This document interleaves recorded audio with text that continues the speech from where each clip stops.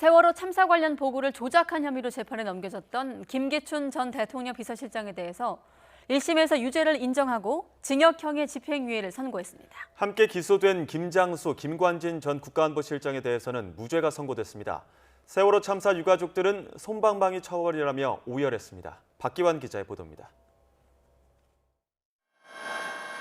지난 2014년 세월호 참사 직후 청와대의 무능으로 사고를 막지 못했다는 국민적 비판이 거세게 일어났습니다.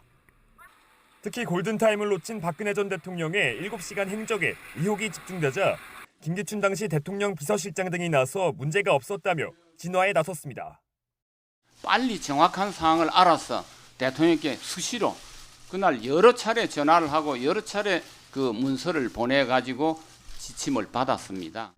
하지만 4년 뒤 검찰 수사 결과 당시 정호성 비서관에게만 이메일로 전달됐을 뿐 대통령이 언제 몇 번이나 보고받았는지조차 확인되지 않았습니다. 결국 허위 공문서 작성 혐의로 기소된 김 전 실장에 대해 법원은 징역 1년에 집행유예 2년을 선고했습니다. 재판부는 잘못이 있었다면 비판을 겸허히 받아들였어야 한다며 청와대 책임을 회피하고 국민을 기만해 책임이 가볍지 않다고 판단했습니다. 박 전 대통령이 참사 당일 보고를 정말 실시간으로 받아 상황을 제대로 파악했는지 상당한 의문이 든다고 밝혔습니다. 그러나 같은 혐의로 기소된 김장수, 김관진 전 국가안보실장에게는 모두 무죄가 선고됐습니다.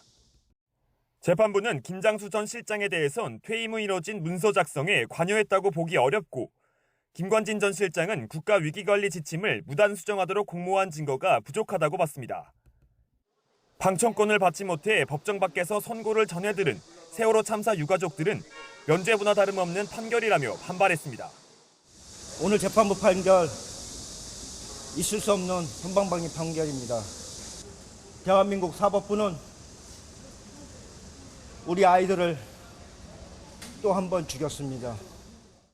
검찰은 재판부가 사실관계를 인정하고도 무죄를 선고해 받아들이기 어렵다며 김장수, 김관진 전 실장 등에 대해 항소할 방침이라고 밝혔습니다. YTN 박기환입니다.